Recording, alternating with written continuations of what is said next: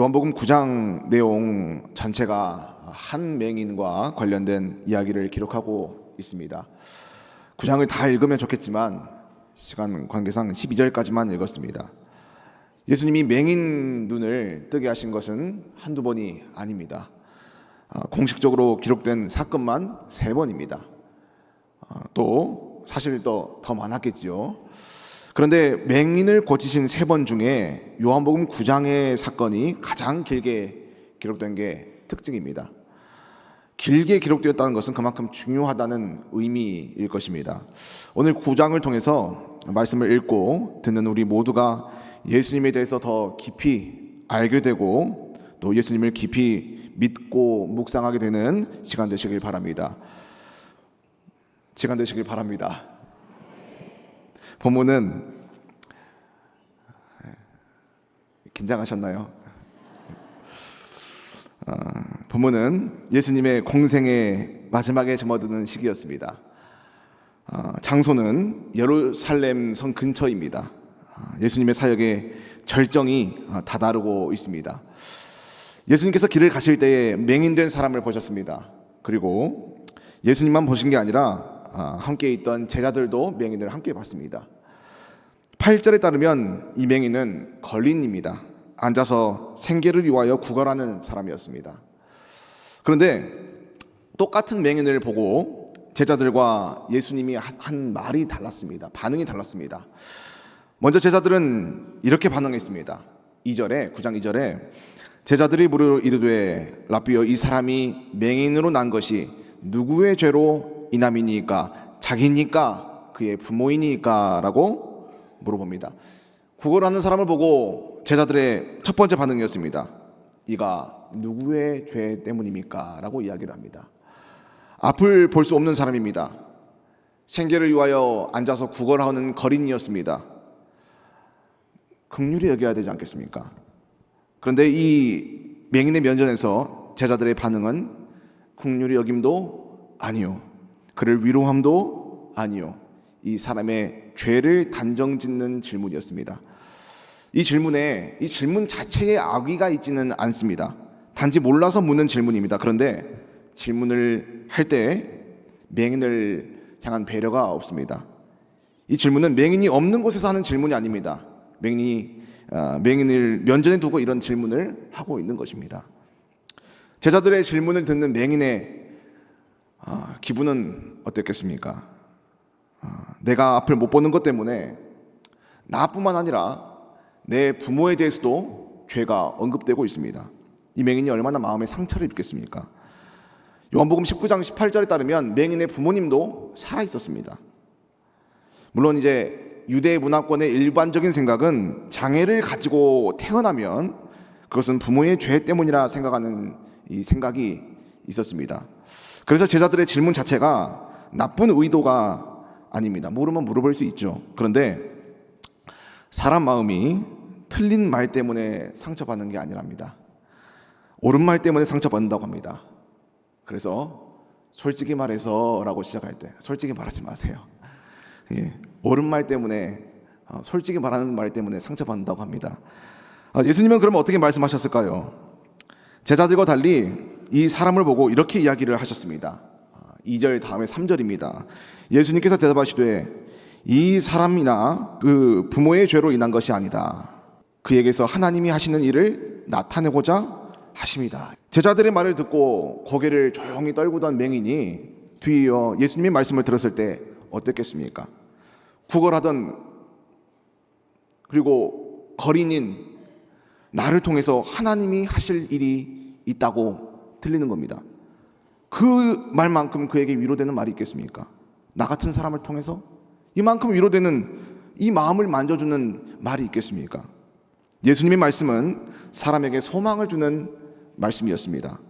상처와 자책감에 묶인 자가 자유케 되는 말이었습니다. 이 사람은 지금 사람들의 편견과 그리고 말에 묶여있는 사람입니다. 억눌려 있는 사람입니다. 맹인도 생각할 겁니다. 내가 이렇게 태어난 게 정말 나의 죄이거나 정말 내 부모의 죄 때문인가, 그런 생각에 묶여있는 자였습니다. 그런데 예수님이 말씀하시기를 그게 아니래요. 내가 앞을 못 보는 것은 나를 통해 하나님이 하실 일을 나타내고자 하심이구나. 성도들, 오늘 이 말씀을 보시면서 한번 점검해 보시기 바랍니다. 내 입술이 얼마나 솔직한 입술이냐, 문제의 팩트를 정확히 얼마나 찝어볼 수 있는 능력이 있냐가 아니라 나의 입술이 사람을 살리고 있는 입술인지 먼저 점검해 보시길 바랍니다. 사람을 살리고 세워주며 자유케 하는 예수님의 입술을 닮으시길 바랍니다. 이 말씀을 묵상하면서 제자들과 예수님의 차이점 또 한 가지를 발견했습니다. 제자들은 그들의 말은 맹인의 과거에 관심을 두었다는 것을 발견했습니다.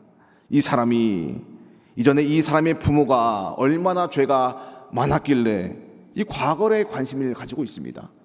그런데 반대로 예수님은 이 맹인의 미래에 관심을 두고 계시는 걸 발견했습니다. 앞으로 미래에 이 사람을 통해서 하나님이 하실 일을 조명하시는 겁니다. 미래를 향해 소망을 주는 게 하나님의 방법이라면 과거를 꺼내들며 절망과 낙심하게 하는 방법은 사탄의 방법입니다. 과거, 관계를 깨뜨리고 사람을 무너뜨릴 때 얼마나 사탄이 즐겨 쓰는 방법인지 모릅니다. 실감이 안 나신다면 부부싸움 한번 생각해 보시길 바랍니다. 가볍게 말다툼으로 시작했는데 감정이 격해지면 꼭 뭐가 나옵니까? 당신 예전에 그랬잖아. 그럼 또 받아칩니다. 당신도 그랬잖아. 하지 않습니까? 관계가 무너질 때 꼭 나오는 이야기입니다. 제가 싸우고 나온 건 아닙니다. 네, 평안하여 든든히 세워져 가고 있습니다. 가정이요. 제가 부부를 예로 들었지만 모든 관계에서 우리가 그렇습니다. 직장 관계나 교회에서의 어떤 관계나 자녀과의 관계나 과거를 따지고 과거 이야기로 누군가를 자꾸 낭만시키는 말은 사탄이 기뻐하는 말입니다. 왜 사탄이 과거를 자꾸 가지고 그러겠습니까? 사탄에게는 미래가 없습니다. 미래는 온전히 하나님의 것입니다. 우리의 말과 생각의 초점이 앞으로 하나님이 하실 일에 주목되길 원합니다. 지금까지 말하는 입장을 생각했다면 듣는 사람의 입장도 한번 묵상해 봤습니다. 오늘 소경은 두 가지 말을 듣게 되었습니다. 하나는 내 과거를 조명하며 나를 낙심케 하는 말, 나에게 상처가 되는 말, 또 다른 하나는 내 미래를 조명하며 내 미래를 기대한다는 말, 소망을 주는 말, 나를 자유케 하는 말이었습니다. 사실은 살면서 내가 듣게 되는 말을 선택할 수는 없는 것 같습니다. 귀에는 뚜껑이 없습니다. 그러나 내가 어떤 말을 묵상할지는 선택할 수 있습니다. 나를 낙심케 하는 말 한번 듣고 나서 아침 저녁으로 낙심되는 말을 묵상하시고 그 말로 큐티까지 하시는 케이스도 있는 것 같습니다. 말씀 묵상 어려워서 못하겠어요 라고 하시는데 어렵게 생각하지 마십시오. 그게 묵상입니다. 비판을 자꾸 떠올리고 험담을 다시 생각하고 주야로 묵상하는 겁니다. 어떻게 나한테 그런 말을 하지? 사탄이 얼마나 좋아하겠습니까? 불행한 인생입니다. 그러나 나를 살리는 말씀을 묵상하는 사람도 있습니다. 정말 복된 사람입니다.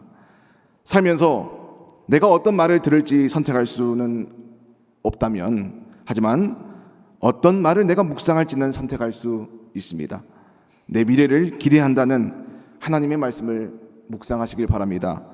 그러므로 저도 오늘 이 말씀을 통해서 미래를 주목하는 말을 써왔습니다. 오늘 우리 교회와 우리들을 통해서 하나님께서 앞으로 하실 일이 크게 나타나실 줄 믿습니다. 우리들의 가정을 통해서 하나님의 영광이 나타나실 줄 믿습니다. 우리들의 자녀와 다음 세대를 통해서 하나님께서 놀랍게 일하실 줄 믿습니다. 얼마나 은혜가 됩니까? 이제 본론입니다. 오늘 6절부터는 예수님께서 이 소경을 아주 특별한 방법으로 고치시는 내용입니다. 예수님은 이 소경을 말 한마디로 간단하게 눈을 뜨게 하실 권세가 있으십니다. 충분히 그럴 힘이 있으십니다. 능력이 있으십니다. 그런데 누가 봐도 아주 희한한 이상한 방법을 쓰시는 것 같습니다. 9장 6절 보시면 이 말씀을 하시고 땅에 침을 뱉어 진흙을 이겨 그의 눈에 바르시고, 이런 과정이 있습니다. 예수님은 왜 이 맹인의 눈을 뜨게 하시는데 이렇게 불필요해 보이는 과정을 거치셨겠습니까? 예수님의 행동에 대해 잘 해석이 되지 않았습니다. 또 이런 과정이 상세히 기록되었다는 것은 분명 영적인 의미와 뜻이 있을 텐데, 놀랍게도 이 내용은 이후에 있을 한 사건을 가리키고 있었습니다. 이제부터 잘 들으시길 바랍니다. 이야기했는데 이제 이해 못하겠다는 표정 지으시면 며칠 잠 못 잡니다. 많이 고쳤습니다. 쉽게 하려고요. 얼핏 보면 단순히 침과 흙으로 진흙을 만드셨구나라고 읽고 지나가기 쉽습니다. 그런데 지나치기 쉬운 한 문장이 있었습니다. 바로 땅에 침을 뱉어라는 예수님의 행동이셨습니다.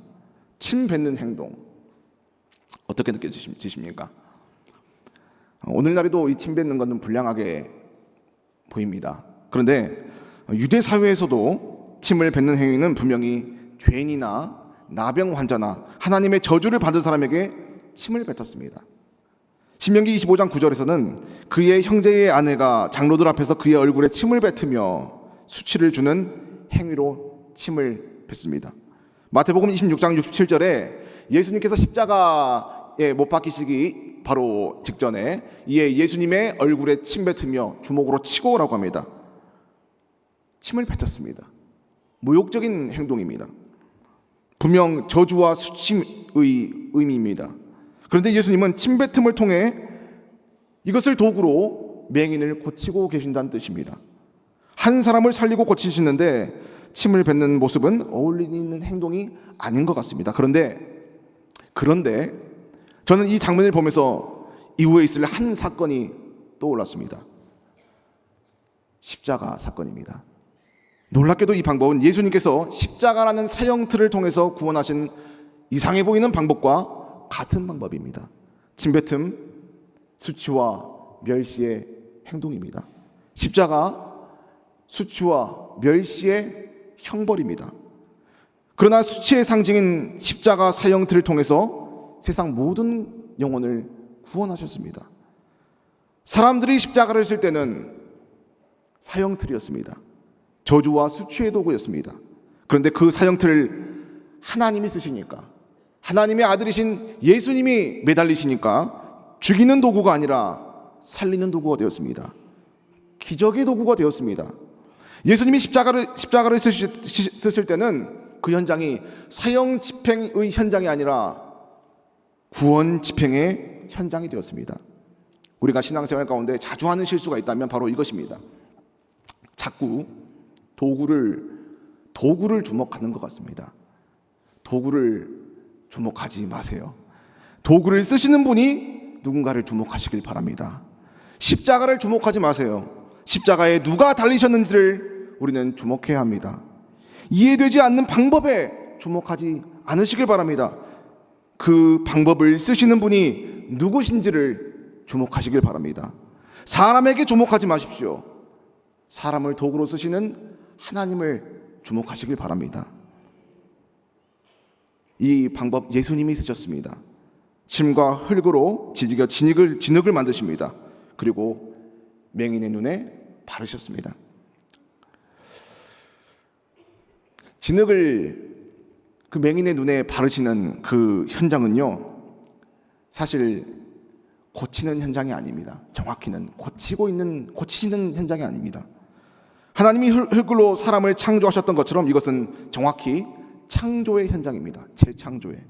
왜냐하면 맹인이라고 다 똑같은 맹인이 아닌 거 아시죠? 오늘 본문 맹인은 태어날 때부터 맹인이었음을 기억하셔야 합니다. 이 사람은 고칠 눈 자체가 애초에 없는 사람입니다. 고친다는 말은 이전에는 작동한 적이 있었는데 지금은 고장나서 안 될 때 그때 고친다는 말을 씁니다. 고치는 게 직업인 분 계시죠? 없는 걸 창조하는 일과 고장난 걸 고치는 일은 완전히 다른 의미입니다. 이 사람 태어날 때부터 보지 못했습니다. 고칠 눈이 없습니다. 새 것으로 창조되어야 됩니다. 이 현장은 그리스도께서 고치는 게 불가능한 피조물을 새 것으로 만드는 현장이라는 사실입니다. 이 본문은 놀랍게도 고린도후서 5장 17절과 연결되고 있습니다. 그런즉 누구든지 그리스도 안에 있으면 새로운 피조물이라. 이전 것은 지나갔으니 보라 새 것이 되었도다. 이 맹인이 회복될 수 있는 유일한 방법은 그리스도 안에서 새롭게 피조되는 방법뿐이었습니다. 그리고 눈에 진흙을 바른 채로 실로암으로 가라라고 말씀하십니다. 실로암으로 가라고 하신 이유가 또 있습니다. 가서 그냥 눈만 씻어라, 가까운 물에 가서 씻어라 정도가 아니라 아주 중요한 영적인 의미가 있습니다. 보시면 7절에서 보시면 아주 의도적으로 실로암의 뜻을 성경은 써두었습니다. 실로암은 번역하면 보냄을 받았다는 뜻이라고 합니다. 실로, 보내다라는 뜻입니다. 암, 연못이라는 뜻입니다. 그러니까 해석하자면 보내진 연못이다, 보내진 물이다라는 뜻입니다. 정말 이 뜻 중요합니다. 그러니까 실로암은 샘이 아닙니다. 성 바깥에 있는 기온 샘으로부터 보내져서 성 안에 고인 물입니다. 한번 그림 한번 보여주시기 바랍니다. 자, 이렇게 기온 샘으로부터 보내져서 성 안 실로암으로 보내진 물입니다. 진흙에 눈을 바른 맹인은 반드시 실로암으로 가야 합니다. 실로암, 누구를 상징하겠습니까? 보냄을 받은 존재 누구십니까? 하나님으로부터 보냄을 받은 존재, 실로는 예수 그리스도이십니다. 제 개인의 해석이 아닙니다. 창세기, 오래전에서 창세기에서 실로에 대해서 이렇게 기록했습니다. 49장 10절 말씀에 주가 유다를 떠나지 아니하며 통치자의 지팡이가 그 발 사이에서 떠나지 아니하기를 실로가 오시기까지 이르리니 그에게 모든 백성이 복종하리로다. 모든 백성이 복종할 실로가 오신다고 합니다. 누구십니까? 예수 그리스도이십니다. 이 소경은 침뱉음으로 진이겨진 흙을 눈에 바른 채 실로암에 가서 눈을 씻었습니다. 그리고 태어나서 한 번도 보지 못했던 그의 눈이 밝아지게 되었다고 합니다. 성도님들, 오늘 이 소경의 이야기가 나에게 어떻게 다가오십니까? 눈 멀쩡히 뜨고 사는 나와는 별로 상관없는 이야기로 받아들여질 수도 있습니다. 그렇지 않습니다. 우리들 모든 인생은 태어날 때부터 소경입니다. 아담 이후로 모든 후손은 눈 먼 소경으로 태어납니다. 단 한 명도 예외가 없습니다. 우리 모두가 영적 소경으로 태어났습니다. 우리 모두가 앞을 못 보는 장애를 가지고 태어났습니다. 절대 고칠 수 없습니다. 소경으로 살다가 소경으로 죽어야 합니다. 그런데 이 소경이 귀가 열려 있는 겁니다. 듣자 하니까 보이는 세상이 있대요. 잘 믿어지지가 않습니다. 영적인 세상이 있대요. 천국이 있대요. 지옥이 있대요. 도대체 믿어지지가 않습니다. 본 적이 없는데 내가 어떻게 믿느냐? 영적인 것이 어디 있느냐? 나는 내가 만질 수 있는 촉각만 믿겠다. 내 손에 쥐어지는 것만 내가 믿겠다. 그런데 먼저 눈 뜬 내 가족이, 내 아내가, 내 남편이 말하는 겁니다. 하나님 살아계신다고, 천국이 있다고. 그러니까 실로암 한번 가보자고. 그런데 많은 소경들의 관심은 실로암이 아닙니다. 소경은 거린이라고 했습니다. 거린은 구걸해야 합니다. 많이 벌어야 기뻐하는 사람입니다. 보이는 세상은 비현실적이라 믿기 힘들지만 내 손에 만져지는 동전은 현실입니다. 진흙을 눈에 바르면 오히려 비웃음만 살 것 같습니다. 맹인이 눈에 진흙까지 바르고 다니면 사람들이 얼마나 비웃겠습니까? 십자가에서 죽었다던 사형수가 나를 살린다고 하는데, 나 대신 수치를 당했다고 하는데 말도 안 되는 소문입니다. 본 적도 없는 데가 어떻게 믿습니까? 그리고 무엇보다 소경의 삶도 살만하거든요. 태어날 때부터 이렇게 살았는데 뭐가 불편하겠습니까? 어쩌다가 목을 잘 잡으면 벌이가 괜찮은 소경일수록 더 그럴 겁니다. 눈 뜰 필요가 뭐가 있냐? 부자가 하늘나라 가기 어려운 이유가 바로 이겁니다. 소경으로 살아도 살만하거든요. 그러나 믿는 소경도 있습니다. 믿어보고자 하는 사람도 있습니다. 실로암이 얼마나 멀든지 가보려는 소경이 있습니다. 가는 길이 꽤 멀고 험할 수도 있습니다. 나를 보고 사람들이 비웃는 소리가 들릴 수도 있습니다.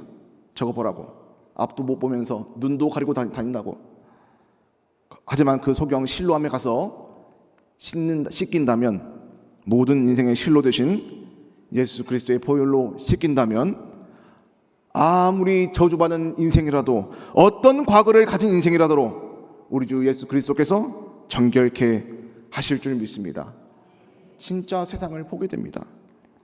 에덴 동산에서 아담과 하와가 그랬던 것처럼, 하나님과 언제 어디서든 대화할 수 있었던 것처럼, 눈 뜬 자는 하나님과 대화하는 자로 회복이 되게 됩니다. 드디어 기도가 되는 겁니다. 기도가 뭔지 몰랐는데, 독백인 줄 알았는데 대화였구나. 하나님과 대화가 됩니다. 안 들리던 말씀이 들립니다. 성도님들, 예수님을 믿으십니까? 저주받는 사형틀을 도구로, 이해할 수 없는 방법으로 나를 살리신 예수님을 믿으십니까? 저는 어렸을 때 이게 이해가 안 됐습니다. 그게 나랑 무슨 상관인가? 사형틀 아닌가? 그러나 믿어야 합니다. 예수님 믿으시길 바랍니다. 나는 나의 실로 되시는 예수님을 믿으시길 바랍니다. 이 말씀 묵상하면서 놀라운 한 가지 사실을 발견했습니다. 예수님이 소경에게 다 해주시는 것 같았습니다. 처음 만났을 때 나에게 미래를 가지고 희망도 주시고 위로도 해주십니다. 내 눈에 진흙도 발라주셨습니다. 다 해주신 것 같습니다. 그런데 아니었습니다. 단 한 가지 소경이 해야 할 일이 있었습니다. 순종입니다. 실로암으로 가라 할 때 그것만큼은 그가 가야 했습니다. 그가 결정해야 할 일이었습니다. 실로암, 내가 가고자 해야 합니다. 내 발로 가야 합니다. 그런데 발을 떼지 않는다면, 내 눈에 그냥 진흙을 털어버리고 그냥 하던 구걸이나 계속한다면, 그 사람은 오늘도 내일도 올해도 앞으로도 내 인생 영적 소경에서 벗어날 일은 없습니다. 실로는 순종하는 사람이 만납니다. 오늘 여기 누군가의 손에 이끌려서 오신 분이 분명히 계실 줄 압니다. 누군가의 부탁에 의해서 억지로 앉아 계시는 분도 계실 줄 압니다. 왜냐하면 뒤에 앉아 있을 때 땅만 보고 계시거든요. 오늘 예배 가서 말씀 한번 들어보자고, 쓸모 없어 보여도 그래 보자고, 우리 말씀 한번 들어보자고, 눈 떠보자고 누군가의 권유로 그렇게 나오신 분이 분명 계십니다. 그런데 순종은 가족이 대신 해줄 수가 없습니다. 오늘도 내 눈에 진흙만 바르고 내일은 털어버린 채 다시 거린의 자리로 돌아가는 경우가 얼마나 많은지 모릅니다. 베드로가 어떻게 회심했습니까? 순종했습니다.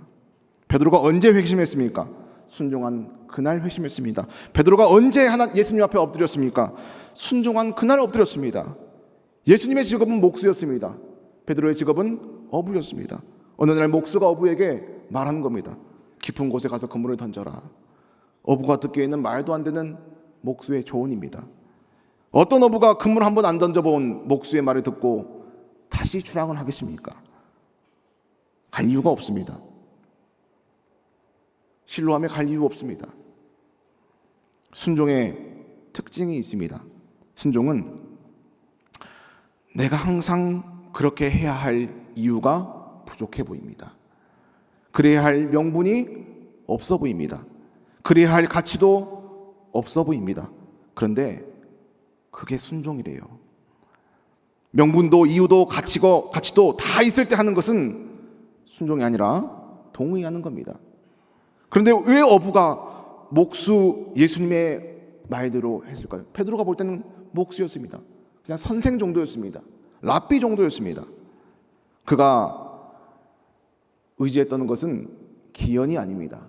한번 운수가 좋은지 보자, 그런 게 아닙니다. 누가복음 5장 5절에 그가 의지했던 게 있습니다.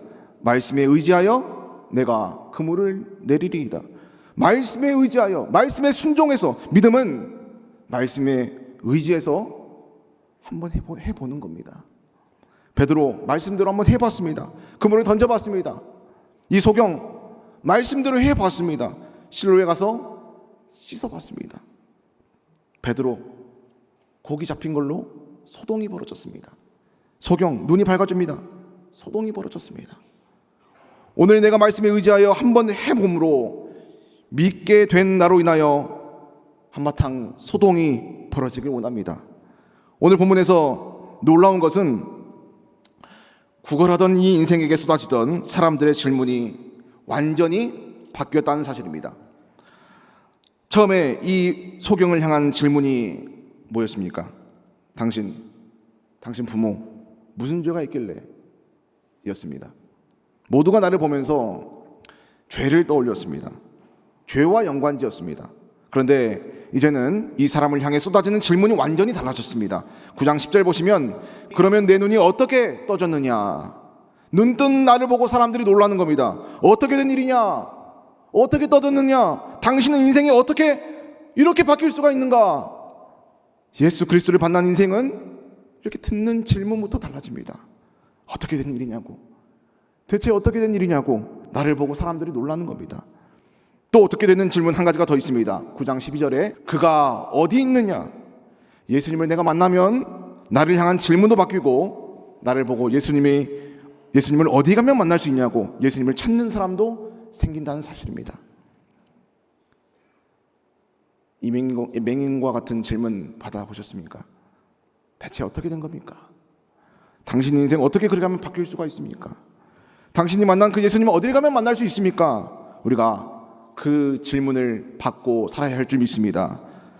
마지막으로 실로암을 체험하는 게 결코 전부가 아닙니다.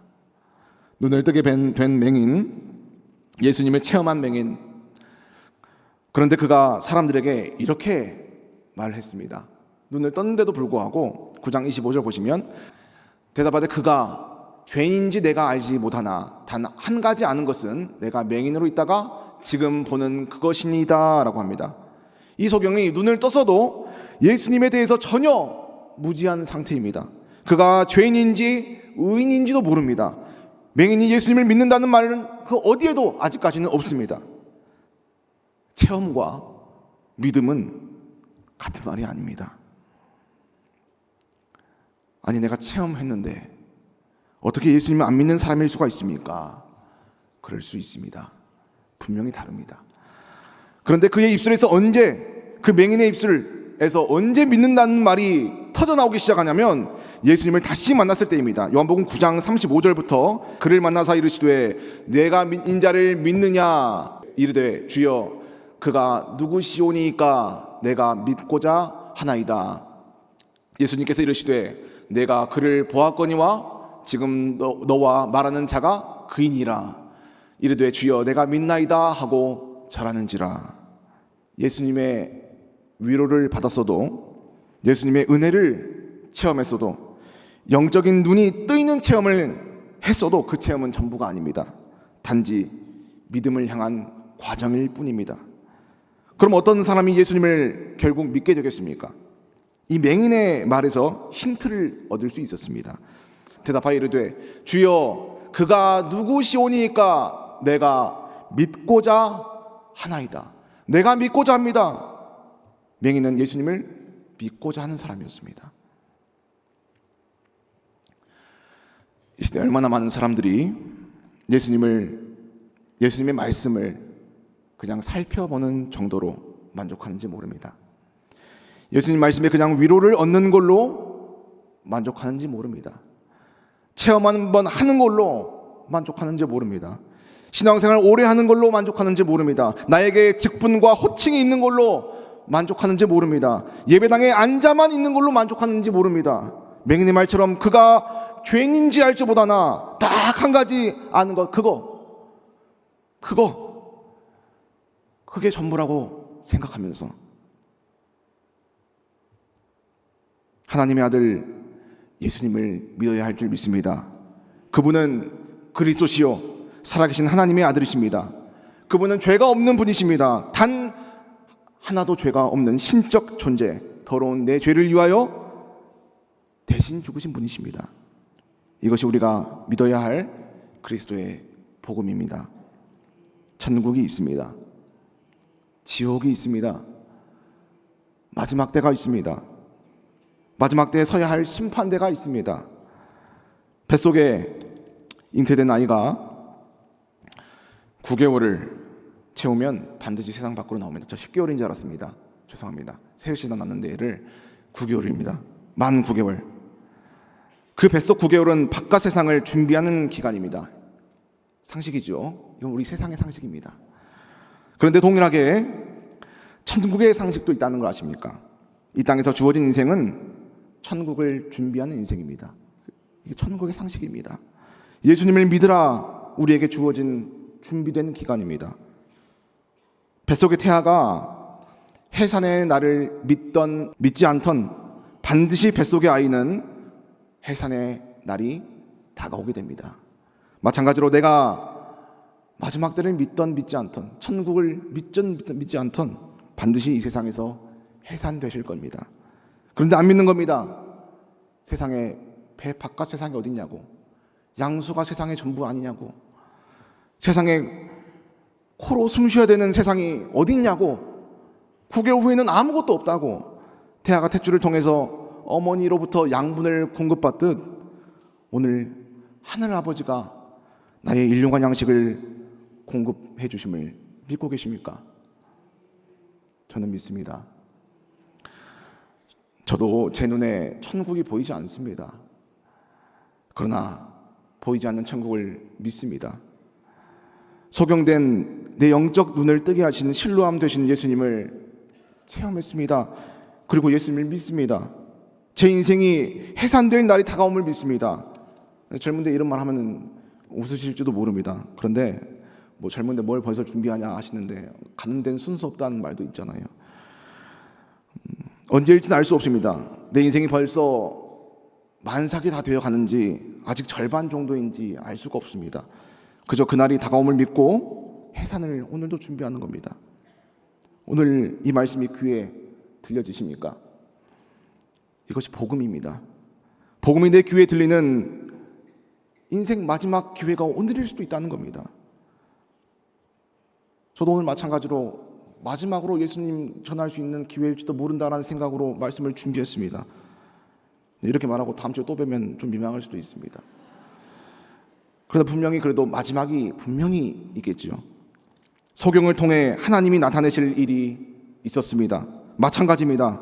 오늘 저와 성도님들을 통해서 하나님이 미래에 나타내실 일이 있으십니다. 오늘 말씀 제목처럼 실로로 가시길 바랍니다. 그리고 예수님을 믿으시길 바랍니다. 내 인생의 해산을 준비하시길 바랍니다. 데살로니가전서 5장 3절을 함께 읽고 기도로 마치도록 하겠습니다. 그들이 평안하다 안전하다 할 그때에 임신한 여자에게 해산의 고통이 이름과 같이 멸망이 갑자기 그들에게 이르니니 결코 피하지 못하리라. 아멘. 기도하겠습니다. 하나님 아버지, 우리들의 모든 인생이 소경된 인생이었음을 고백합니다. 나일 때부터 보지 못한 내 눈이 실로암 못에서 씻겨지길 원합니다. 하나님께로부터 보냄 받으신 분 독생자 예수 그리스도만이 내 눈을 씻으시고 내 눈을 밝게 하여 주실 줄 믿습니다. 하나님이 보내신 예수 그리스도를 믿고자 하는 모든 심령들을 지금부터 영원까지 지켜 주옵시고 믿는 자들을 통해 하나님의 일이 나타나게 하여 주시옵소서. 뿐만 아니라 주를 믿는 모든 성도님들의 한 사람 한 사람의 삶을 통해서 하나님의 일하심과 하나님의 영광의 역사가 밝히 드러나게 하여 주시옵소서. 모든 인생의 실로가 되시는 우리 주 예수 그리스도의 이름으로 기도하옵나이다. 아멘.